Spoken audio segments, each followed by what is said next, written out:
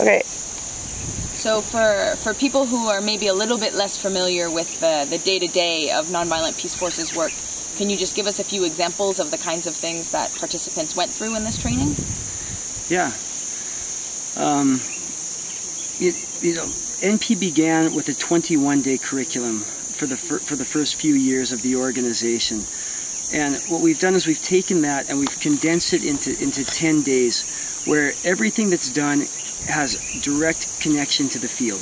Even energizers are used as an introduction to the subject at hand. So there's never any times of trying to build team in I would say an artificial sense. You know, running around and dancing and singing doesn't necessarily help people when they go out to work in the field in teams. I think everything that has been designed is to give realistic challenges so that the participants are forced to critically analyze complex information, to analyze conflicts, to talk about these things, and then to implement in practice using a variety of methods such as role plays, intense all-night simulations, and things like that. So at the end of the training, there's a real sense of team because they overcame realistic challenges together, things that they will face in the field, and they will have spent 10 days practicing the exact skills that they will need to use in the field. You know, if there's a grenade attack at the office, people need to know how to dive and get out of the way to protect themselves, which we practice here.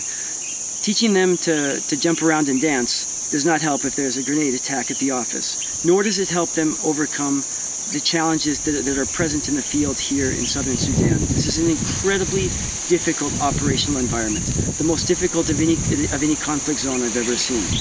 And so the training was designed to be very challenging, to push them to their limits so that they could see what they have inside of themselves, what they can do well, and what they need to improve in order to be good team members and effective unarmed civilian peacekeepers. And so the things that some of the issues that we took up, I mean, we spent about the first 3 days really dealing with the core principles of the organization. So understanding NP, the mission, the history, the objectives for the project here, and then spending time on nonviolence, on nonpartisanship, on the primacy of internal actors. I tell people that without those things, no matter how skilled you are or how solid your strategies are, if somebody's not nonviolent or nonpartisan, everything will fall apart. And so we spend a lot of time putting those things into practice, going through case studies. How would you be nonpartisan in a challenging situation like this? In nonviolence, we blindfold them for an exercise and have people surround them and push them and taunt them and scream at them and yell at them and throw water in their faces to get them to connect to their breathing and to stay calm in those times. So we directly challenge them to really be present to themselves and centered, because those are the things that they'll need in the field if times of crisis come up. We also spend a lot of time on role plays to represent the organization. This is one of the most difficult parts of beginning the journey with NP, is how do you talk about the organization, especially with people in a context where all that they've known for decades is to resort to the gun in order to transform their conflicts or to solve their conflicts. And so how do you represent an organization that's nonviolent and that uses strategies of unarmed civilian peacekeeping? For many people, you might as well be coming from a different planet and talking to them about the reality on a different planet. So we spend time really forcing people to represent the organization to different actors and to understand the nuances of what it means to talk to the military, to a government official, to another INGO, or to a threatened local actor. There's different words that you use and different ways that you need to express yourself in order to build acceptance. And much of the training is based on that. How do we act? How do we behave? How do we implement our projects in a way that we can ensure our acceptance? Because that is our number one security strategy in the organization. Remember, Mel Duncan once said, he said that the power of armed peacekeeping lies in domination. My gun is bigger than yours, therefore I will deter violence, because you won't take up arms against somebody that has a bigger gun. Whereas the power of unarmed civilian peacekeeping is in relationships. And so we really teach people how to build those relationships and ensure acceptance so that we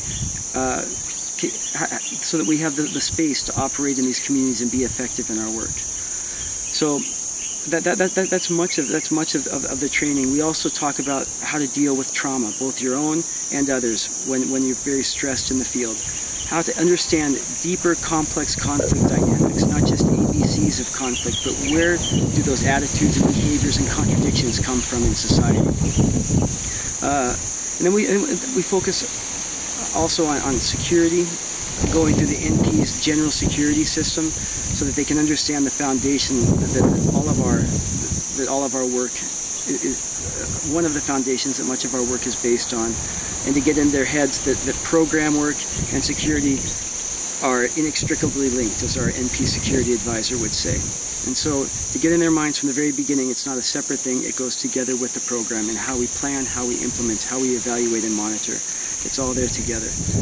And then time for them to really just put these things into practice, to debrief them on the lessons that they learned, and to draw out of them what they did well and the mistakes they made, so that we can minimize those same mistakes when they're out in the field and when the risks are much higher.